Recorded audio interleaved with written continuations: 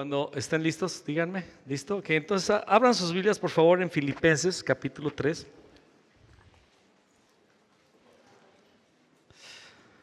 Filipenses 3.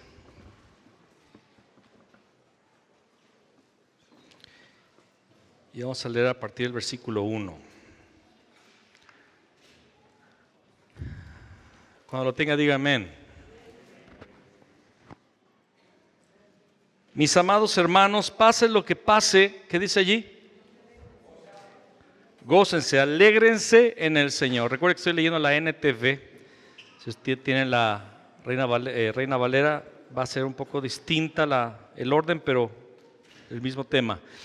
Mis amados hermanos, pase lo que pase, alégrense en el Señor. Nunca me canso de decirles estas cosas y lo hago para proteger su fe. Amén. Lo hago para proteger su fe. Vamos a orar. Padre, te damos gracias por este aniversario el día de hoy. Te pedimos que con tu gracia y tu amor, Señor, llenes nuestro espíritu, Señor, de un nuevo depósito de fe, de una nueva medida de alegría, una nueva medida de certeza, de convicción, de tus promesas, de tus palabras, de tus planes, Señor, para nuestra vida, en lo personal, en lo familiar, en lo colectivo, Señor. Hoy deseamos ser, Señor, empoderados por tu Espíritu. Recibimos lo que viene de ti, Señor, que se quede sellado en nuestro corazón. En el nombre de Cristo Jesús. Amén y amén. La Congregación Puerta del Cielo hoy cumple 13 años de haber sido fundada y por la gracia del Señor estamos aquí. Y yo creo que cada aniversario, la palabra que el Señor nos da es bien importante. Y siento del Señor hablar lo siguiente. Pablo escribió esto en el momento, uno de los momentos más difíciles de su vida. Él está en prisión, está en cadenas, está en una cárcel romana. Y las cárceles romanas no eran nada parecidas a nuestras cárceles mexicanas. Era lo peor. La cárcel en realidad era sentencia de muerte, era ir a morir. Eran lugares insalubres, eran lugares donde simplemente se metía la gente para que ahí se pudriera, se echara a perder. Eran a veces huecos, hoyos llenos de humedad. La gente tenía que obrar sus necesidades ahí mismo, tenía que convivir con su celda, era su propio baño. Y se cuenta, la historia cuenta, no se tiene totalmente la certeza, pero se cree que se ha encontrado dónde era la prisión donde Pablo estuvo, y era un cuarto pequeño donde había un hoyo, y ahí estaban todos los desechos de los mismos presos. No había comida, no había medicina, era un lugar muy difícil de vivir, y Pablo escribe estas palabras, escribe sus cartas en estas condiciones, y lo más impresionante es que no está llorando su dificultad, no está frustrado, no está desesperado, no lo vemos gritando que ya no aguanta. Él dice, pase lo que pase, alégrense en el Señor. Pase lo que pase, diga conmigo, pase lo que pase, alégrense en el Señor. Y esa es una palabra que el Señor me está dando en este tiempo, la acabo de compartir. No esta palabra específica, pero este sentido a una congregación la semana pasada, allá en San Francisco del Rincón. Pase lo que pase, alégrense en el Señor. Y nunca me canso de decirles estas cosas, y lo hago para proteger su fe. Nuestra fe va a ser protegida cuando entendamos el porqué de las pruebas. Y entendamos que el Señor está en el perfecto control de toda situación. Cuando tenemos pruebas, cuando tenemos dificultades, cuando viene la adversidad, perdemos nuestra perspectiva de lo divino. ¿Cuántos entienden que el Señor está en el trono eternamente y para siempre? Que las cosas puedan estar bien o estar mal, Él sigue en el trono. Nada se sale de su control, nada se sale de sus planes. Aunque las cosas estén ardiendo, aunque las cosas parece que se estén desmoronando, Él continúa en el control, Él continúa sentado en el trono. Todo tiene que ver con sus planes, todo tiene que ver con su soberanía, todo está perfectamente encajado con su voluntad. Y aunque nosotros pensamos que algo se está saliendo del control, Él está en el control. Y Pablo dice, alégrense siempre, pase lo que pase. Esto nos va a ayudar a proteger, a perseverar en la fe. Amén. Vamos a leer una porción que está en Santiago, por favor. Acompáñame a Santiago, capítulo 1. Santiago 1, rápido, sin perder la otra porción. Acuérdense, estamos en Filipenses, pero Santiago 1, versículo 2 al 4. Dice, amados hermanos, cuando tengan que enfrentar cualquier tipo de problemas, considérenlo como un tiempo para alegrarse mucho. Cuando tengan que enfrentar cualquier tipo de problemas, diga conmigo, cuando tengan que enfrentar un problema, es el tiempo de alegrarme. ¿Sí lo está captando? Cuando enfrente un problema, ¿qué tiempo es? Es tiempo de alegrarme. ¿Por qué me tengo que alegrar en medio de una prueba? Uno, para proteger mi fe, pero hay una siguiente razón, porque ustedes saben que siempre que se pone a prueba la fe, las pruebas son para poner a prueba nuestra fe, ¿ok? Porque siempre que se pone a prueba la fe, la constancia tiene una oportunidad para desarrollarse. Así que dejen que crezca, pues una vez que su constancia se haya desarrollado plenamente, serán perfectos y completos y no les faltará nada. Adversidad, prueba, dificultad, tiempos de prueba, Dios los envía para poner a prueba nuestra fe, para que nuestra fe crezca. ¿Cuántos se dan cuenta el día de hoy que después de cierta prueba usted tiene mayor fe en esa área que usted fue probado? Por ejemplo, el día de hoy, mi esposa y yo tenemos mucha solidez al aconsejar a padres que tienen problemas con sus hijos, adolescentes o jóvenes. Porque hubo un tiempo en el que nuestra fe fue probada, familiarmente fuimos probados, en el área familiar, en el área de instruir a nuestros hijos, de ayudar a nuestros hijos, de guiar a nuestros hijos en el camino del Señor. Y tuvimos tiempos muy difíciles. La iglesia estuvo al tanto, los que son más viejos saben de lo que hablo. Pasamos por momentos muy angustiantes, pero en esos momentos difíciles que fuimos probados, el Señor nos tomó de la mano y no nos dejó caer. Y nos agarramos de Él, creyendo en Él, creyendo que nuestros hijos son de Él, creyendo que nuestros hijos nacieron para Él. Y el día de hoy están aquí. Y esa prueba genera en nosotros constancia. La prueba le da a nuestra fe la oportunidad de desarrollo. Diga conmigo, la prueba es una oportunidad para desarrollar mi fe. Amén.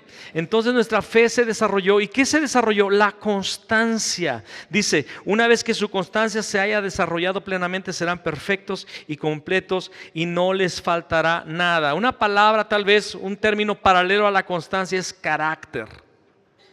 Porque una persona constante es una persona con carácter. Una persona que dice, hermano, yo quiero más de Dios, quiero que me discipule, pero faltas a cada rato.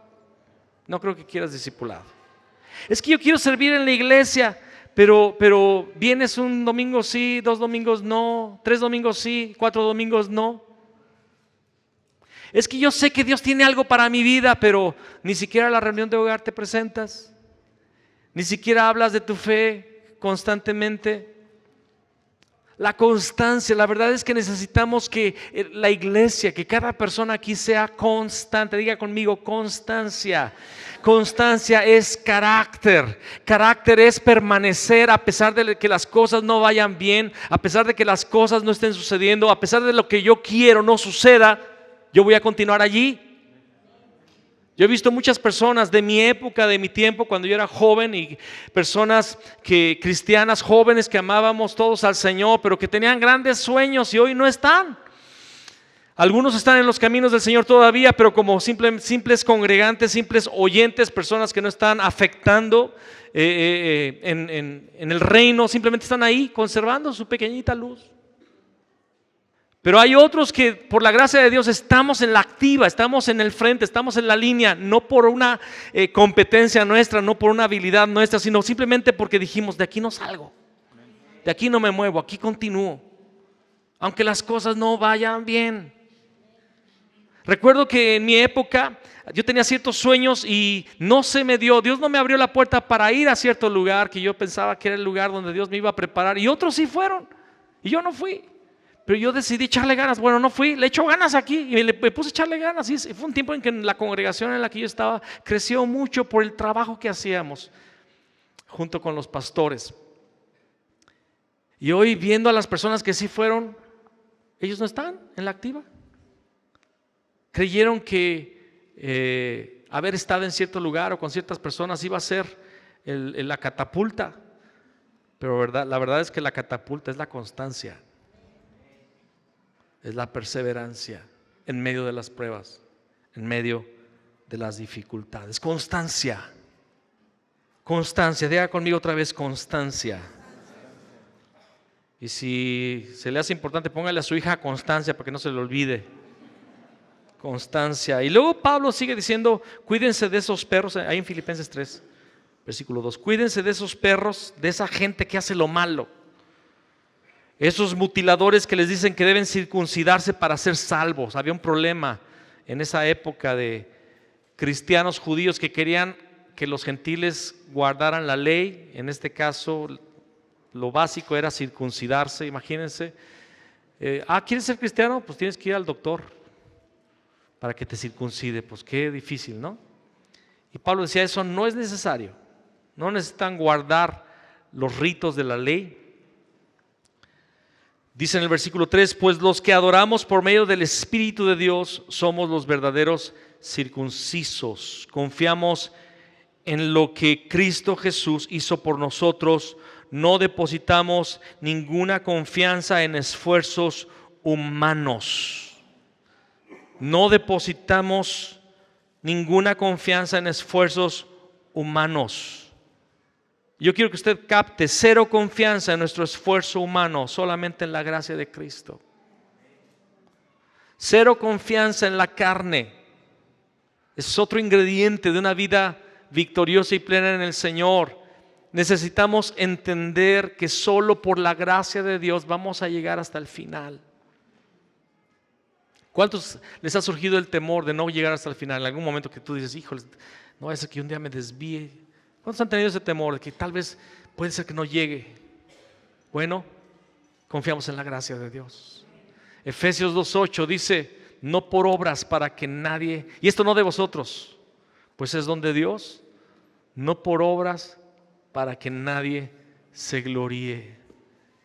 Cada día debemos apelar a la misericordia de Dios, como lo dice esa canción que compuso ese autor tan guapo. Usa mi vida, quiero servirte todos mis días. Es un clamor. Yo no puedo garantizarme a mí mismo que yo puedo llegar, pero sí te puedo garantizar que si clamo a Él, Él me va a hacer llegar. No confiamos, no ponemos nuestra confianza en la carne. Pablo estaba escribiendo esto a los filipenses porque había gente que decía, si tú haces esto y aquello, si tú guardas la ley, si tú cumples con esto, vas a ser un verdadero cristiano. Y Pablo dice, pues no depositamos ninguna confianza en los esfuerzos humanos, y empieza a decir su pedigrí, ¿verdad? Su currículum, empieza a exponer, porque muchos escuchaban de Pablo pero no sabían quién era Pablo. A mí me ha pasado eso, que a veces la gente, he tenido que tener confrontación con algunas personas que han escuchado de el hermano fulano de tal y piensan que uno acaba de empezar el día de ayer.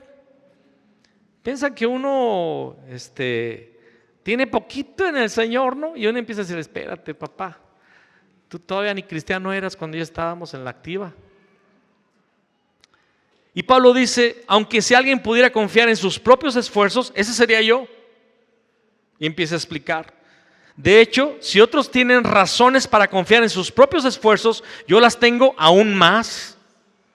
Fui circuncidado cuando tenía 8 días de vida, cumpliendo la ley. Era un bebé y ya estaba cumpliendo la ley. De bebecito. Soy un ciudadano de Israel, de pura cepa. miembro de la tribu de Benjamín, un verdadero hebreo como no ha habido otro.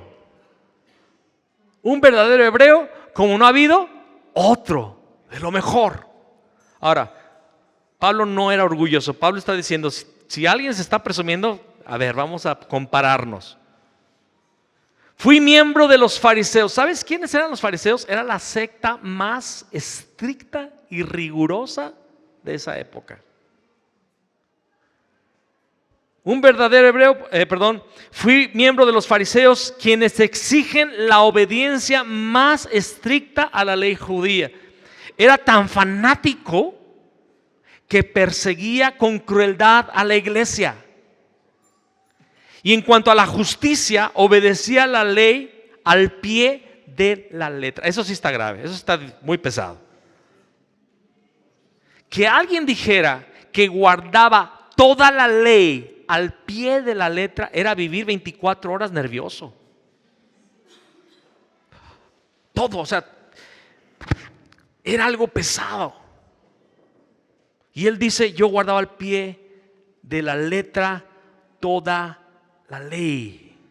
Pero miren lo que dice el versículo 7 y 8. Antes creía que estas cosas eran valiosas. Lo hacía porque realmente quería servir a Dios. Antes creía que estas cosas eran valiosas, pero ahora considero que no tienen ningún valor debido a lo que Cristo ha hecho.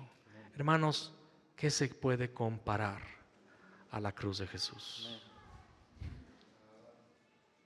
¿Qué esfuerzo personal para mostrarle a Dios santidad, justicia, honor? ¿Qué esfuerzo de cualquiera de nosotros se puede comparar a lo que alcanzó Cristo en la cruz?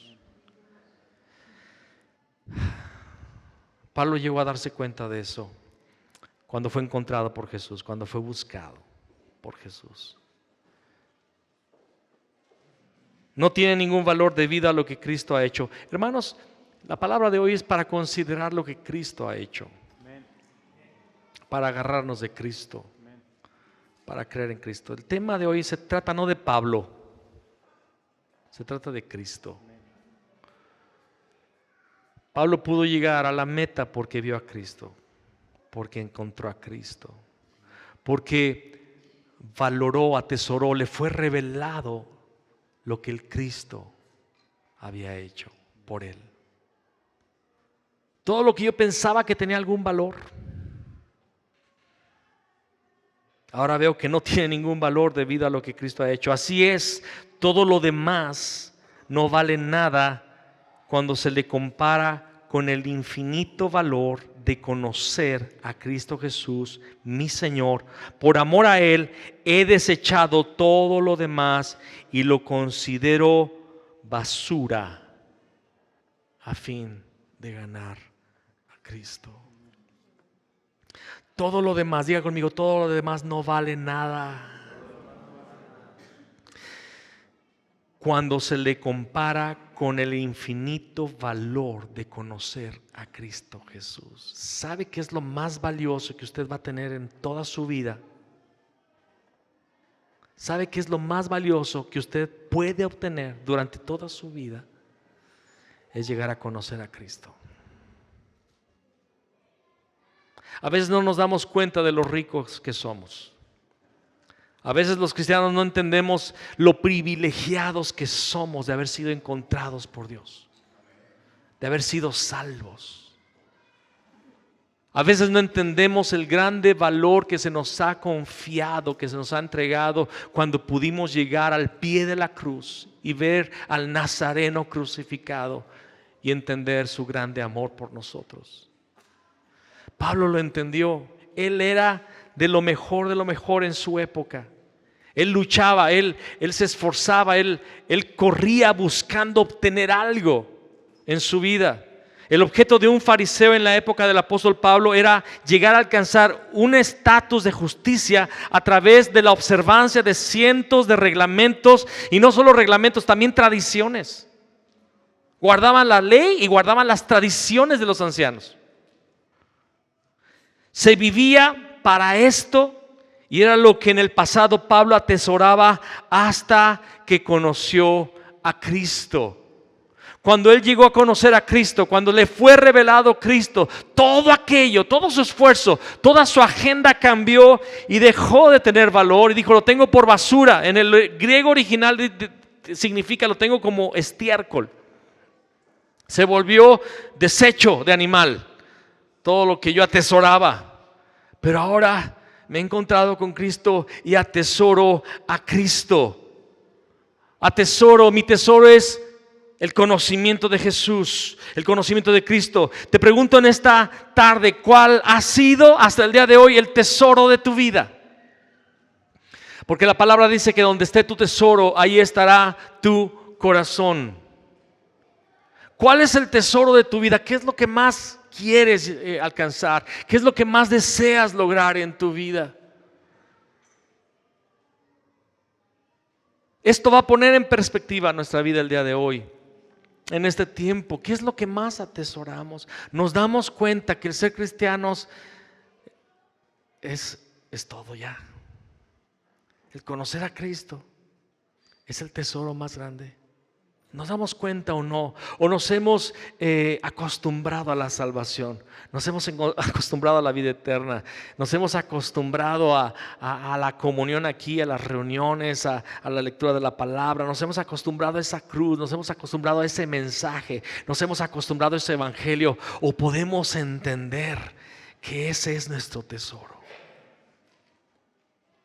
Pocos amenes, como que muchos no están captando tal vez.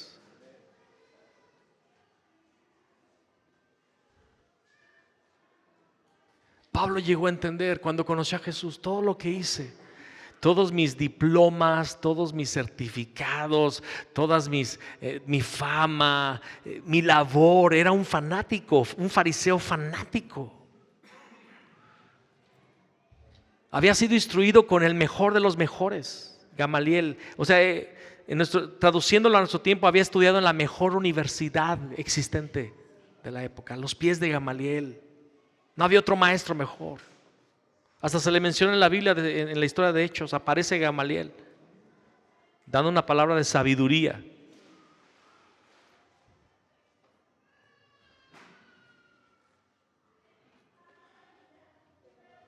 Y él, en este momento de adversidad, en este momento de prueba, en esta prisión romana donde no sabe si el día de mañana lo van a matar o no, él dice: lo logré, conozco a Cristo. Pero hay algo más importante que quiero que ustedes vean conmigo en este momento, porque Pablo se encuentra en este impasse, en este momento difícil de su vida, y en este momento Pablo dice algo bien interesante en los siguientes versículos. Versículo 9: a fin de ganar a Cristo y llegar a ser uno con Él, ya no me apoyo en mi propia justicia por medio de obedecer la ley, más bien llego a ser justo por medio de la fe en Cristo. Pues la forma en que Dios nos hace justos delante de Él se basa en la fe. Fe en Cristo, amén. Y luego el versículo 10 es un tesoro de la Biblia. Ese versículo 10 es un tesoro de la palabra de Dios. Quiero conocer a Cristo. Wow. Espérame, Pablo. Tú eres el que más conoce a Cristo. Tú eres el que nos ha enseñado de Cristo. Tú eres el apóstol a los gentiles que ha establecido iglesias. Has tenido una vida de mucho éxito en cuanto a levantar el mensaje, dar a conocer el mensaje en todas las naciones. Has hecho viajes y viajes misioneros por todos lados. Todo mundo, todo Asia Menor, todo África te conoce. Todo el mundo sabe quién es Pablo por tu mensaje de Cristo. Y me dices en este momento que quieres conocer a Cristo. Quiero conocer a Cristo. En este punto, si había alguien que conocía al Señor, sería Pablo. Jesús se le había encontrado en el camino a Damasco. Hechos capítulo 9 versículo 4 al 5, no lo busques. Él iba a perseguir a la iglesia, iba a arrestar a los hombres y mujeres de esa secta, y una luz le rodea, una luz impresionantemente fuerte, lo tumba de la bestia en la cual iba montado y le dice: Pablo, Pablo, ¿por qué me persigues? Escucha la voz de Dios, la voz de Jesús. Escucha a Jesús. ¿Quién eres? Yo soy Jesús a quien tú persigues. Yo no sé tú, pero yo tuve un encuentro con Jesús en una predicación o en un momento que alguien me habló de él, pero la conversión de Pablo fue con la propia voz audible de Jesús. ¿Será que lo conocía? ¿Será que se puede medir al apóstol Pablo como un hombre que sí conocía a Jesús? Él fue convertido por la propia voz de Jesús allí en ese camino a Damasco. Pablo había tenido encuentros sobrenaturales en las esferas celestiales con Dios. En 2 Corintios 12, versículo 2 al 4 dice: hace unos años conozco a un hombre, y estaba hablando del mismo, que fue arrebatado al tercer cielo. Si en el cuerpo, fuera del cuerpo, no lo sé, pero estuvo en el tercer cielo y le fueron dadas palabras que no se pueden decir a la gente. Escuché cosas que el hombre no puede entender. Pablo estuvo no en el primer cielo, no en el segundo cielo, estuvo en el tercer cielo, estuvo fue arrebatado a la misma gloria como lo fue Isaías, como lo fue Ezequiel. Lo que estamos leyendo Ezequiel, ¿han visto que ve la gloria de Dios? Ve el trono, ve los cuatro seres y es llevado de las greñas por el Espíritu hasta Jerusalén. Es transportado desde Babilonia hasta Jerusalén y escucha la voz de Dios. Así fue arrebatado Pablo. Tuvo un encuentro con Dios y tuvo revelaciones del cielo. Pablo había hablado de él en muchos países, había sido usado para hacer portentos. Ahí en Hechos capítulo 19 versículo 11 dice que en la ciudad de Éfeso Dios le permitió hacer a Pablo milagros extraordinarios. Ya un milagro es impresionante, un milagro. Ahora Pablo no solamente veía milagros extraordinarios. Ya los milagros se habían vuelto ordinarios.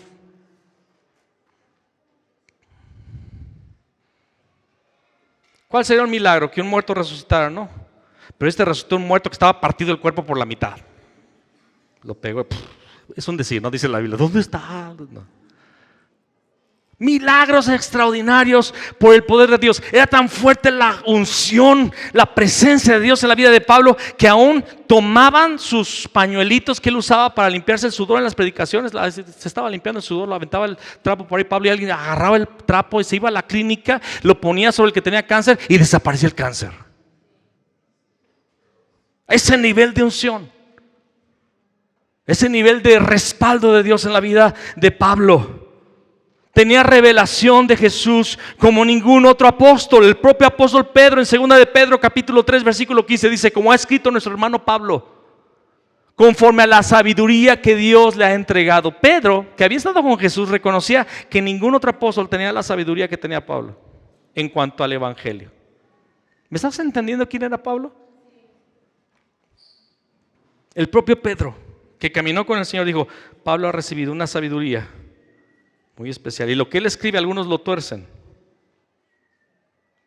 Y el apóstol Pedro coloca los escritos de Pablo al nivel del canon bíblico en esa porción. Después léelo, 2 de Pedro, ¿ok?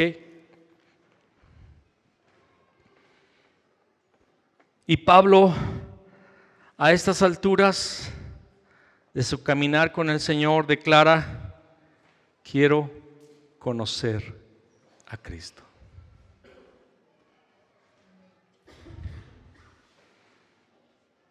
Quiero que tú captes lo que implica esta declaración.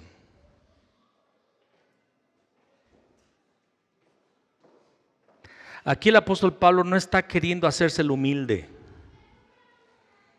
Realmente él reconoce que lo que él conoce de Cristo en realidad es la puntita del iceberg. Pablo está entendiendo que lo que él conoce de Cristo es solo una ínfima porción de la realidad de Cristo. Acompáñame por favor a Efesios 3:18.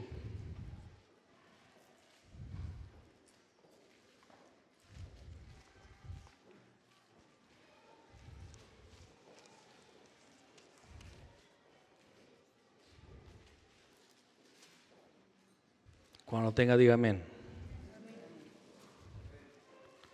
Espero que puedan comprender, como corresponde a todo el pueblo de Dios, cuán ancho, cuán largo, cuán alto y cuán profundo es su amor. Es mi deseo que experimenten el amor de Cristo, aun cuando es demasiado grande para comprenderlo todo. Entonces serán completos en toda la plenitud de la vida y el poder que proviene de Dios. La anchura, la largura, la altura y la profundidad de su amor. Tenemos un Dios, tenemos un Cristo que es, hermanos, eterno.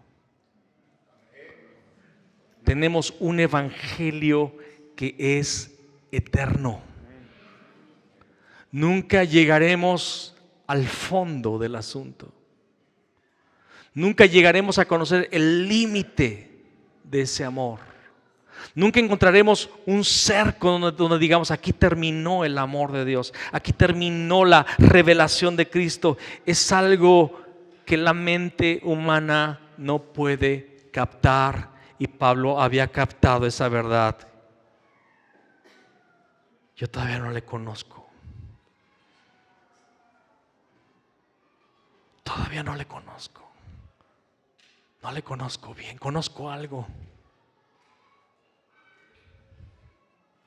Pablo escribió 3/4 partes del Nuevo Testamento y él decía, después de haber escrito casi todas sus cartas, quiero conocer a Cristo. ¿Dónde estaremos tú y yo?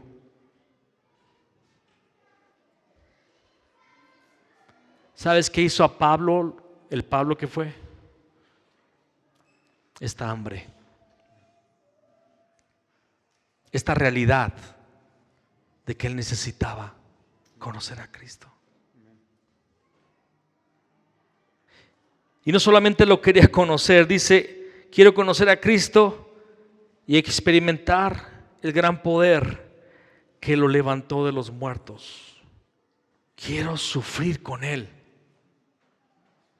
y participar de su muerte, para poder experimentar de una u otra manera la resurrección de los muertos.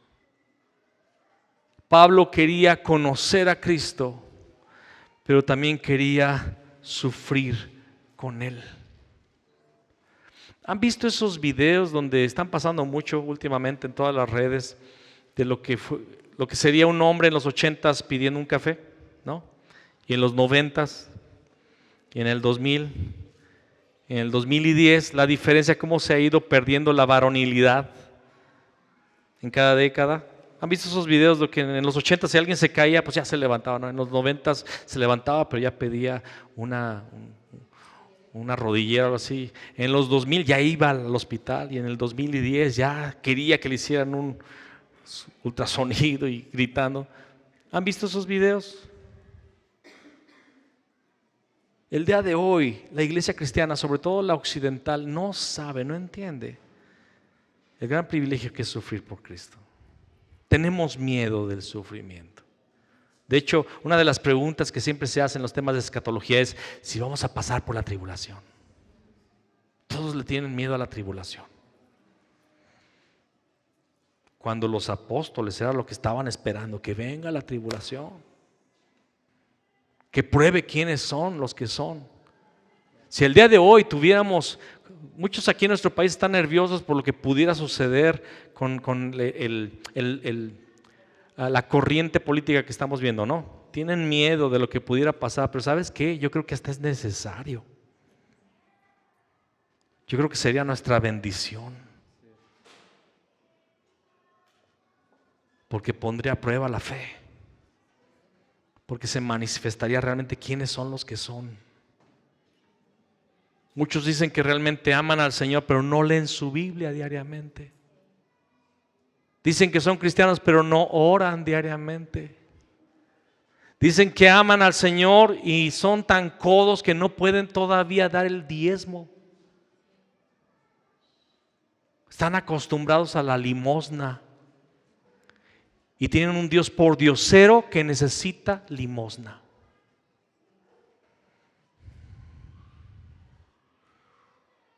Cualquier situación nos hace pensar y dudar de Dios. Es que ¿por qué Dios no? Somos una iglesia, hablando en términos occidentales, tan cobarde. Pero la iglesia del primer siglo y del segundo sabían lo que era padecer por el nombre. Quiero sufrir con Él. Mira lo que decía Pablo, quiero sufrir con Él. Por eso estaba gozoso en la cárcel, porque estaba en la meta. Ya lo logré, estoy sufriendo con Él. Yo creo que hasta le reclamaba al carcelero: oye, hoy nada más vinieron 2 gusanos en el bolillo, ¿qué pasó? Hoy el pan está muy blando, generalmente es más duro.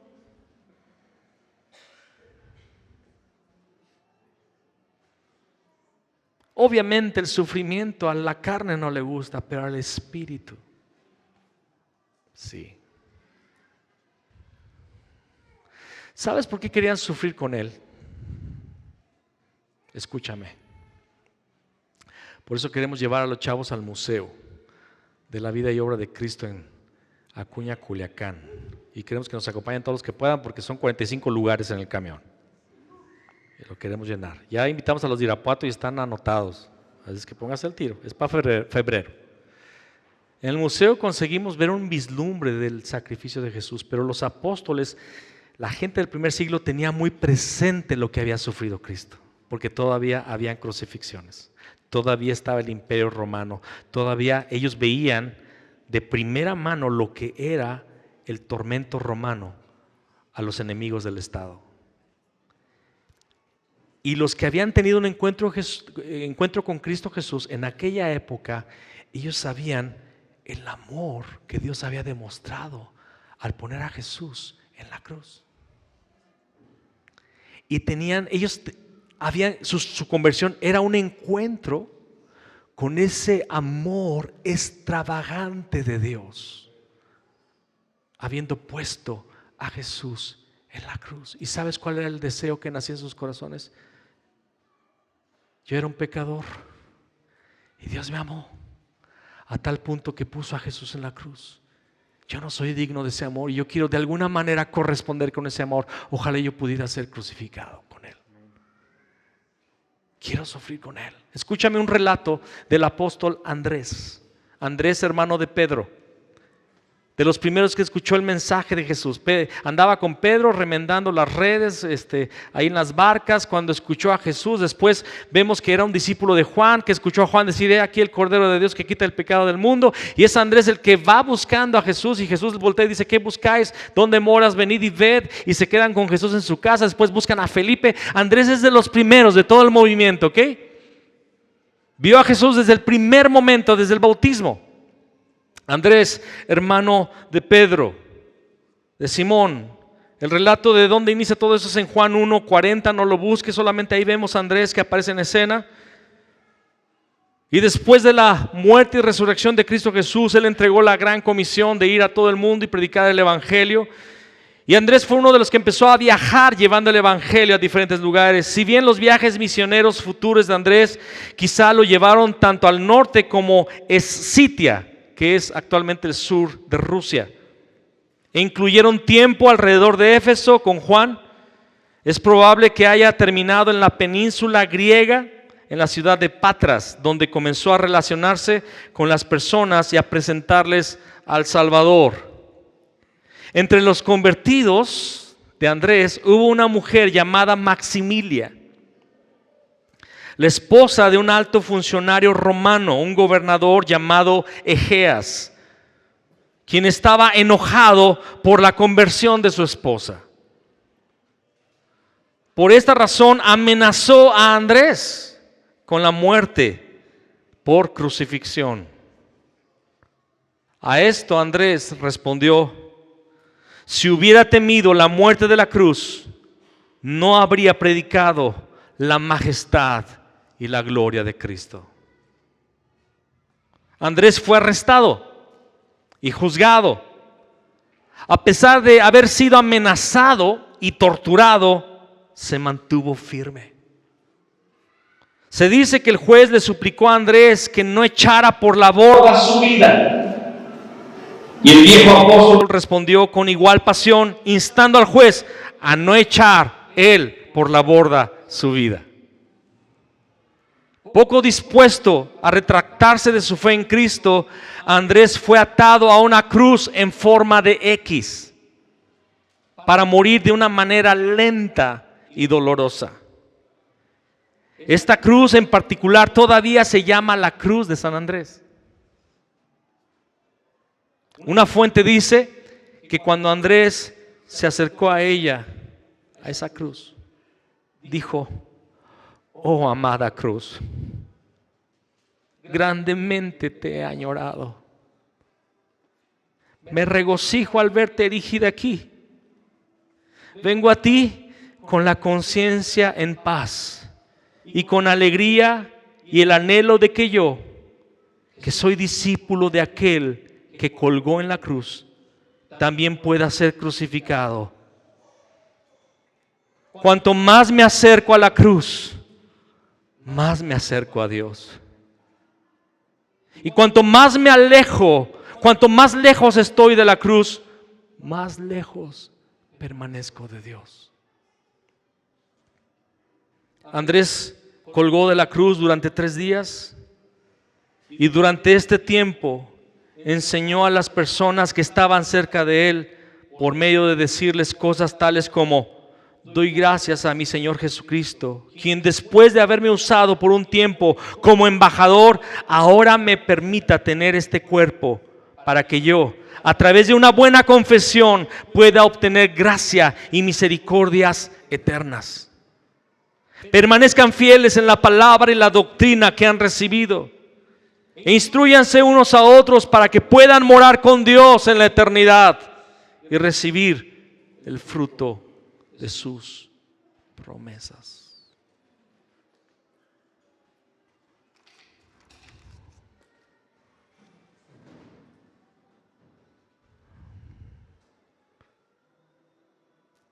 Volviendo a Pablo, él dijo al final de este discurso que hemos estado leyendo en esta tarde: no quiero decir que ya lo haya logrado.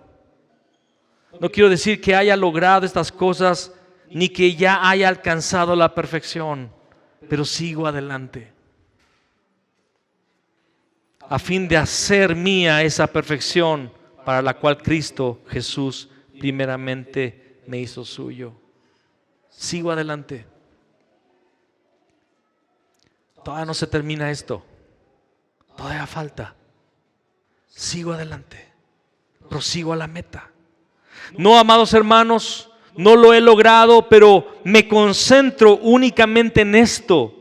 Olvido el pasado y fijo la mirada en lo que tengo por delante, y así avanzo hasta llegar al final de la carrera para recibir el premio celestial al cual Dios nos llama por medio de Cristo Jesús. Hay una meta.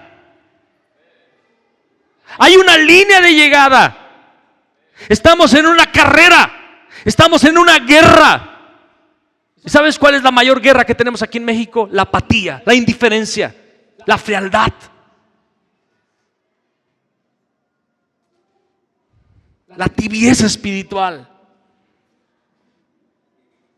Si nos comparamos con los patrones, con los padrones bíblicos, somos una iglesia tibia. Se tiene que decir.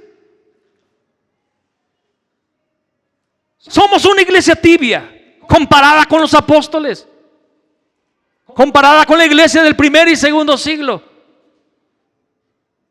Cristianos de muchos años que no pueden llegar temprano a la reunión, que no pueden leer la Biblia diariamente, que batallan con los mismos pecados año tras año. Dije somos, porque somos.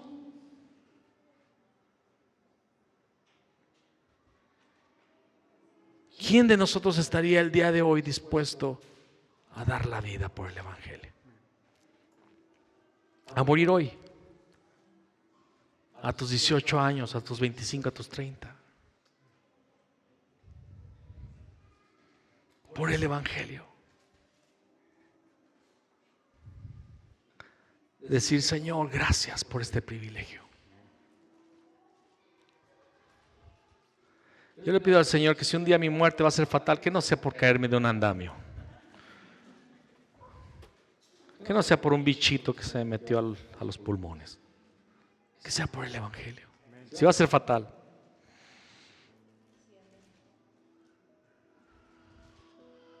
que sea para la gloria de Cristo. ¿Quieres conocer a Cristo? ¿O ya crees que lo conoces? ¿Quieres que tu vida tenga un valor eterno cuando te presentes delante de Dios? ¿Quieres ver para atrás y decir, he peleado la buena batalla, he acabado la carrera de fe y me espera la corona de justicia? El apóstol Andrés, cuando estaba delante de la cruz, dijo, oh cruz, deseaba llegar a estar contigo. Cuanto más cerca de la cruz, más cerca de Dios. Cuanto más lejos de la cruz, más nos alejamos de Dios.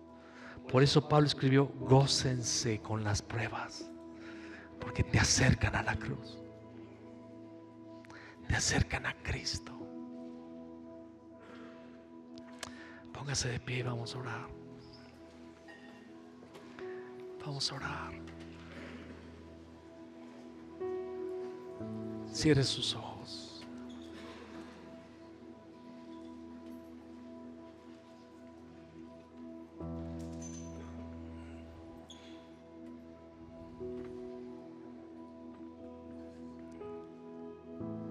Jesús, quiero conocerte.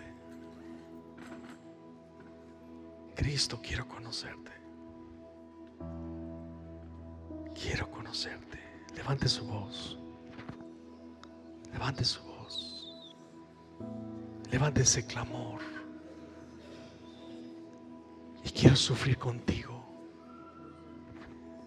Quiero sufrir contigo.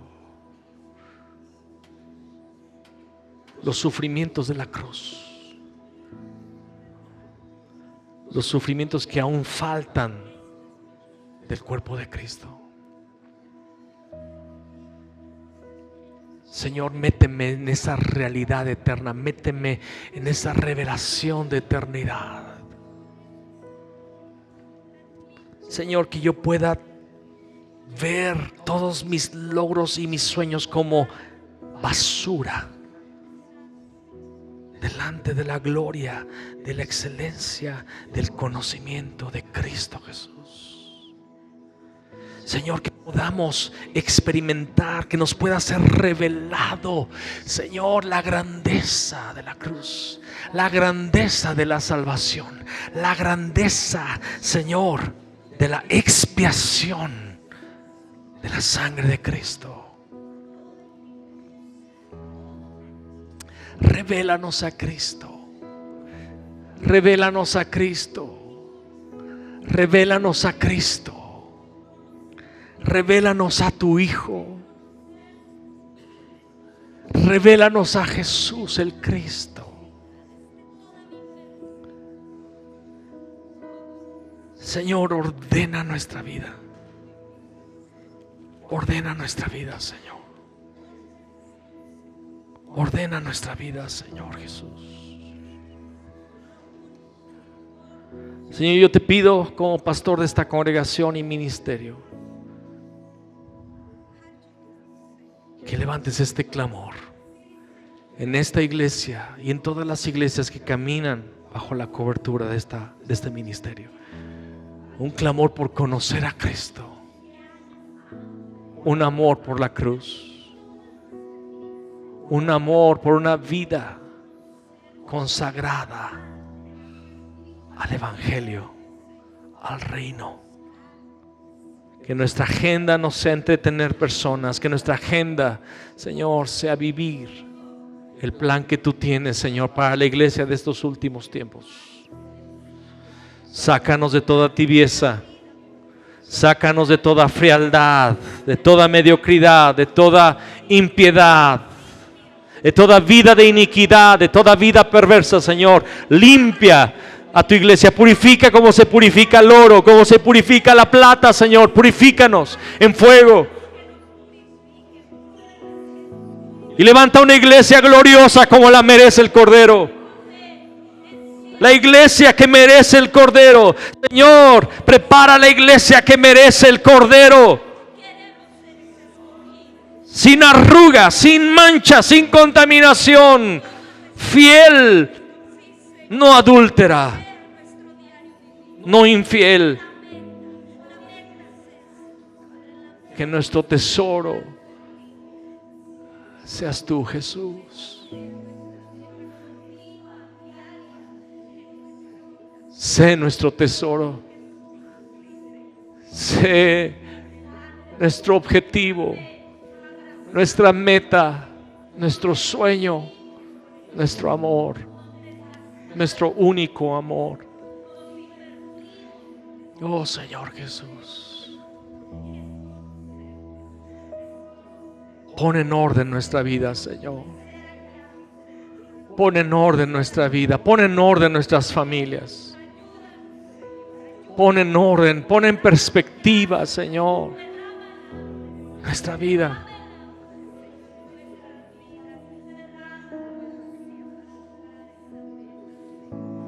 Despiértanos. El tiempo es breve, Señor. Los tiempos se han acercado. Ayúdanos, Señor, a ser librados, Padre, del sueño en esta hora tardía. Siga orando ahí donde está. Siga orando, siga clamando. Ponga su vida delante del altar. Pon tu vida delante del altar. Pon tu vida delante del altar. Aquí está mi vida.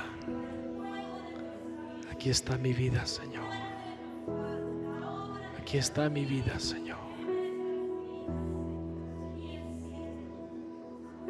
Señor, te damos gracias por estos 13 años de ministerio. Gracias por estos 13 años que le has dado a esta iglesia, a esta congregación local.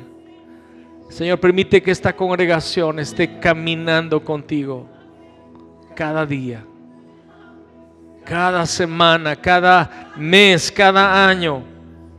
Señor, permite que esta congregación y este ministerio, Señor, puedan estar ante la cruz hasta que Cristo vuelva. Permítenos, Señor, tener siempre presente a Cristo Jesús. Bendice esta iglesia, Señor, con esa pasión.